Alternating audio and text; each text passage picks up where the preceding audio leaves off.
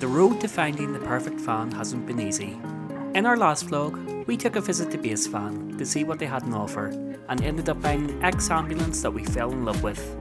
In this video, we take a closer look at the work that Basevan do, meet up with our friend Lauren, give you a tour of our brand new home on wheels, and reveal the results of our Instagram and community poll for picking the name.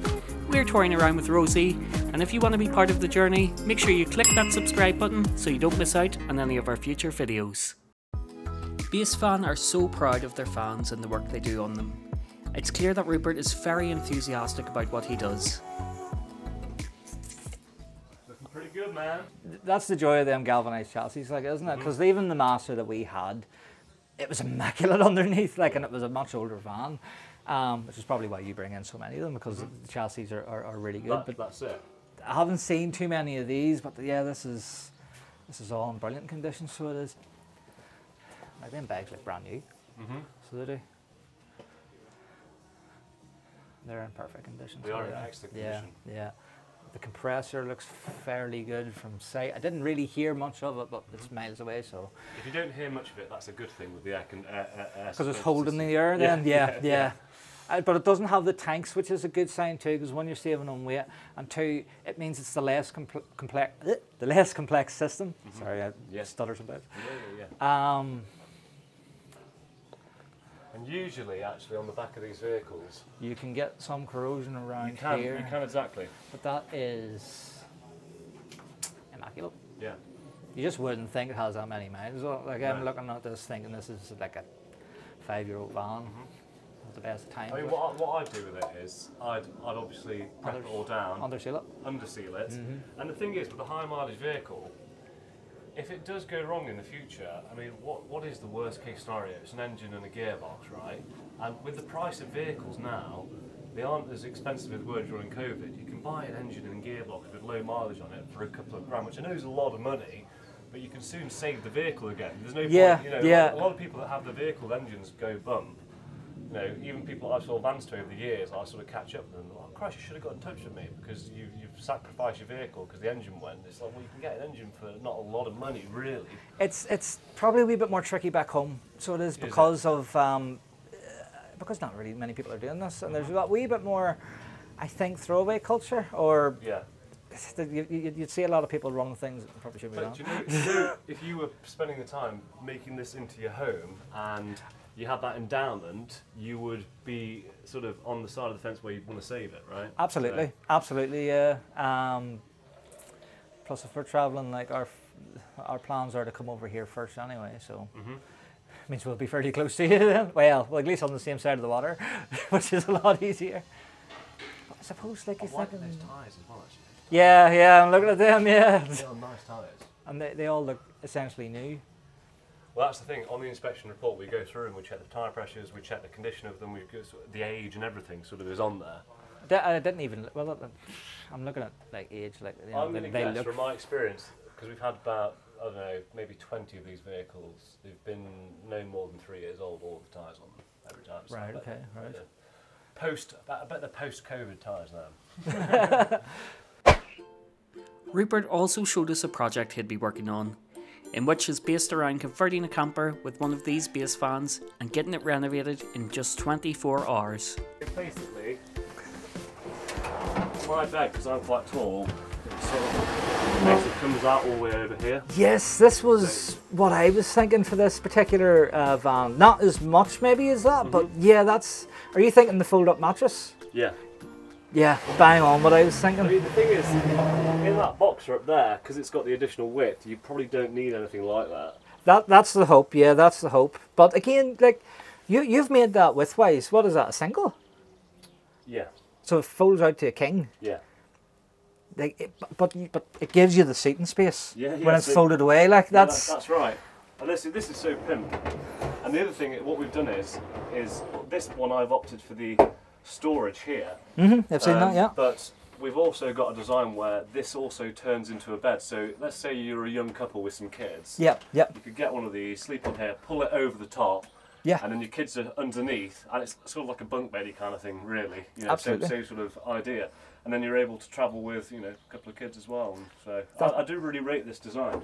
No, it is a good design, yeah.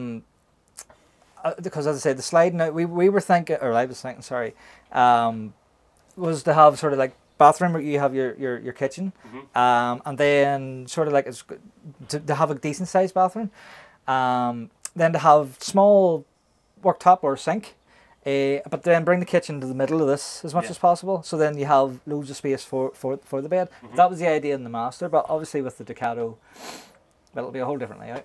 So it'll be a whole different idea. But even just seeing that, so you've done this in the CNC, I can see the router marks right enough, and that allows for such a better... I wouldn't like to have attempted it with a jigsaw. That would have been hellish. Not saying you couldn't do it, but it's definitely a lot easier with the CNC machine, yeah.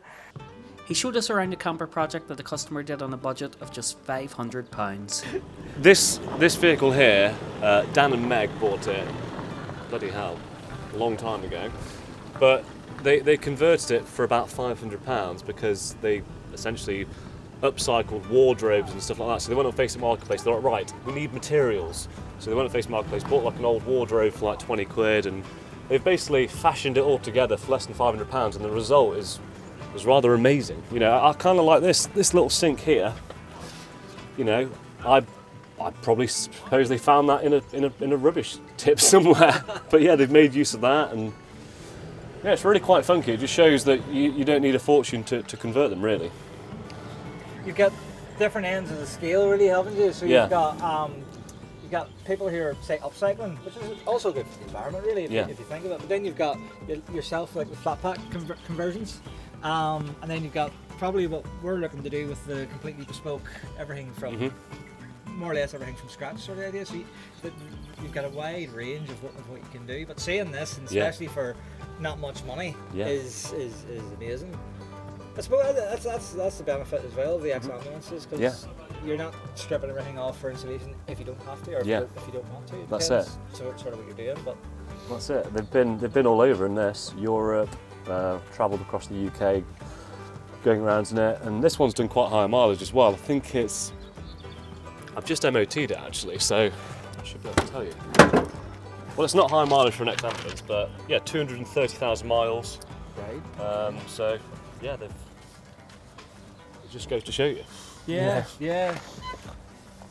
And that in itself, like if they've been driving this all around Europe, that in itself gives us that wee bit of what would you say, a confidence, yeah, in that, or we don't need to worry then, really. But as I said earlier, driving that Peugeot, you wouldn't think it was a van running miles. Yeah, like no, you really wouldn't. You, like how well they are looked after. No, brilliant. It is brilliant. This is the lovely Lesley, who was kind enough to let us look around her van. Like many, she'd heard about Basevan through YouTube and wanted to pursue some fan life dreams of her own. This is her new van called Buttercup. Lesley frequently does van trips and is recently just back from one, before starting fresh in her new van and heading on her next adventure. Called lithium batteries, 220 amp hours, short. He's excited about this. There's actually windows the whole way down this vehicle, but they're enclosed. Lesley might decide to open them up in the future. We'll soon see. We don't know yet. But yeah, she's got the double swivels. The handbrake has to be modified. It used to obviously be over here. It's the first time we ever did a handbrake move on one of these. Now she's got double swivels. She's going to come back, and we're going to put a seat in here. And yeah, it's a pretty awesome van. Where are you going in it, Lesley? France, first, in a week's time. Getting to meet people like Lesley is so inspiring for us because she's actively pursuing her fan life dreams. Being part of a fan life YouTube community has been so humbling for us, and we're so grateful to build our community on here and reach out to other fan lifers like Ben and Emily, BrendanExplores, Bonjour Motorhome, and Dom and Emma, who've been so kind, chatting and corresponding with us and sharing their own adventures for all to see. Now that we had our new van, we had to find a way to get it back home, so foregoing our flight to England, it was Lulz to the rescue. So we finally met up with our friend Lul. Lul also has a YouTube channel dedicated to reading called Lulz Reads. Do you want to tell us a little bit about your channel first, Lul?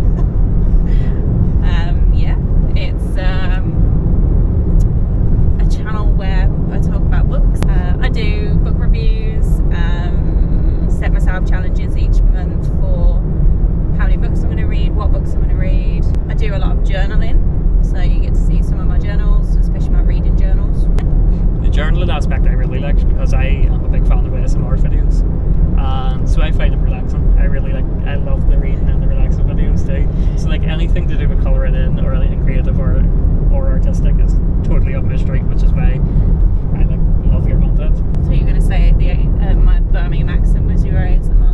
Oh yeah, I think it is too. But like we were saying earlier, we were joking about. This is like while we're here, I think Lowell needs to teach us some Brummy phrases. As long as you're saying "all right, Bab," you're pretty all right, I think. All right, Bab. All right, Bab. All right, Bab. All right, Bab. So aside from all that, Lowell's has actually. I'm going to call you Lowell's because I know he has Lowell's. If that's okay with you. Fine. She's actually been helping her dad open up his very own van life channel, which is very apt for us. Do you want to explain a bit more about that and what the channel name is? Yeah. So he bought himself a van. He's bought a fresh van a couple of weeks ago now. He's converting it from scratch. The plan is to kind of like travel about mostly around kind of Europe and the UK. But we've been working hard on it. He's nearly ready to start getting some of the contractors in that he needs to do some of the bigger work, like the swivel chair and the kitchen and stuff like that. So we're off doing that soon. He should have all his bits of the van completed this weekend. So the travelling Podenco, look out for that one. We'll link it down below as well, and hopefully they'll start bringing out their content soon.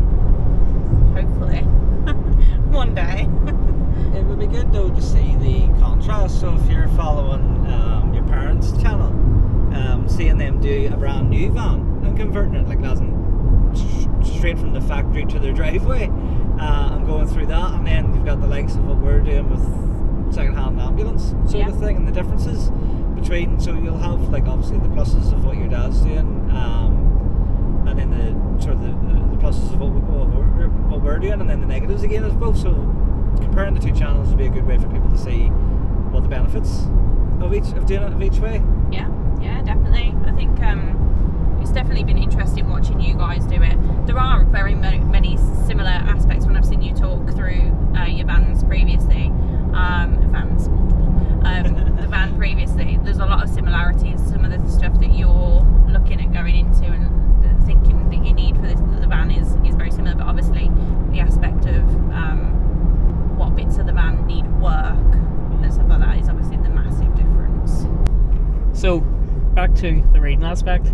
People love travelling, they love a good book to travel. What's your ultimate go-to travel book?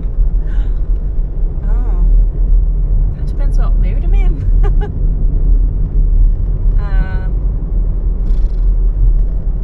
Putting you on the spot with this one. You have?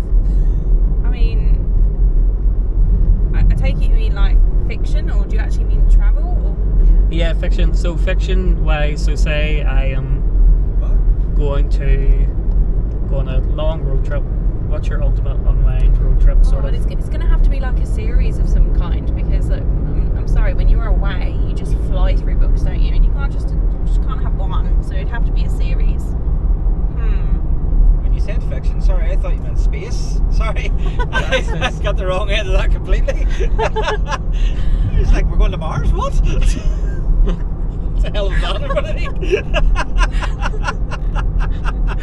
He's on Mars right now. He's had no sleep. Yeah, he's on a different planet. That's how literate I am. So it is. Yeah. There's a series called the Veronica Speedwell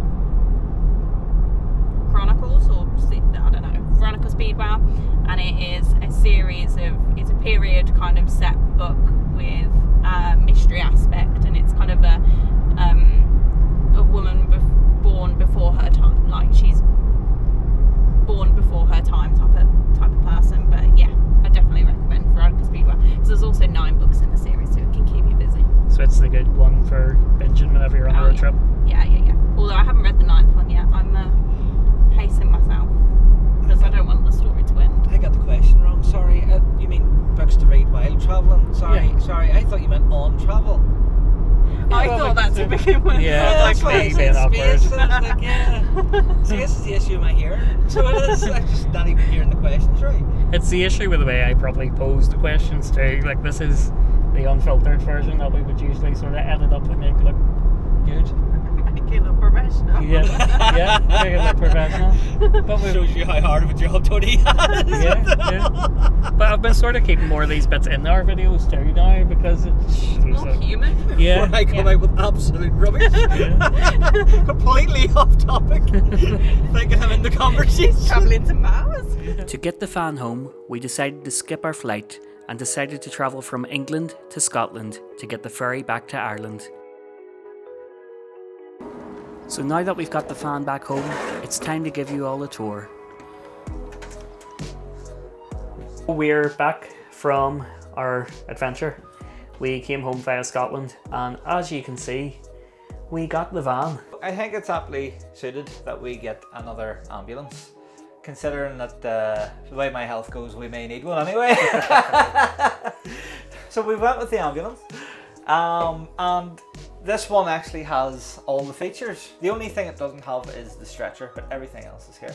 So some of the features that the van has is mobility ramp, but we're not going to go into that too much because we're not really going to use it, but it does have mobility ramp or stretcher ramp, and as far as I know it actually works as well, but the plan's to board over that anyway, so it is. What we have in here in terms of electrics, there are 2 leisure batteries. There's also an inverter. Now the guys were saying they think it's about a 700 watt inverter, but with seeing the 1400 here, I think it might be 1400 watt peak inverter, but with everything that's in it and everything we want to use, we may not need much out of this anyway, because most of the things will be 12 volt. In here as well is there's a 240 volt breaker, which again, massive savings because it has these options. Moving on, we have the overhead cupboards. We have working lights, fluorescent lights. They work off the 12 volt. The plan is to most likely change them out for LEDs just to save on power, but we'll probably keep these fixings because they're all but ones in good condition. On this side, back again, we have a couple of the seats.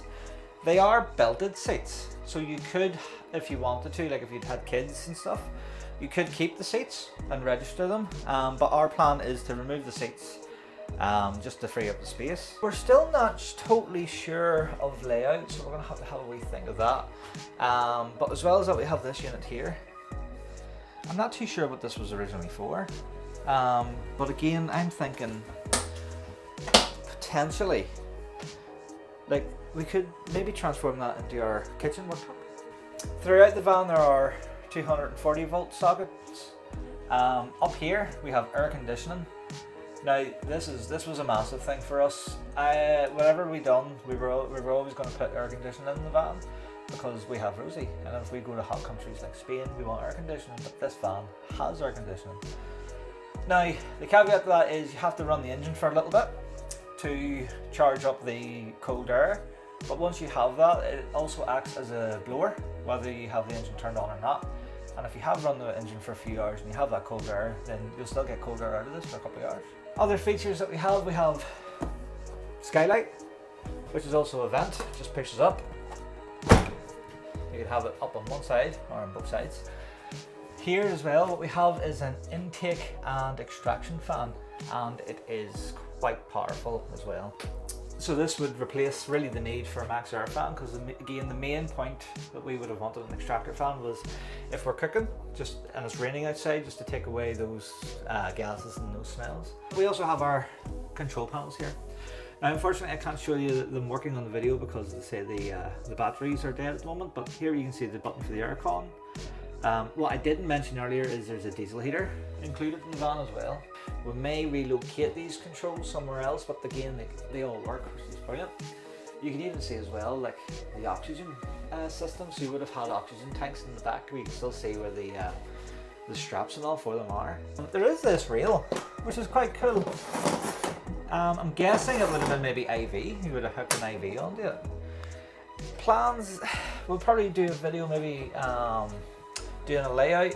We'll have to have a wee think about that, maybe do van space once we get the measurements and do some layouts on that.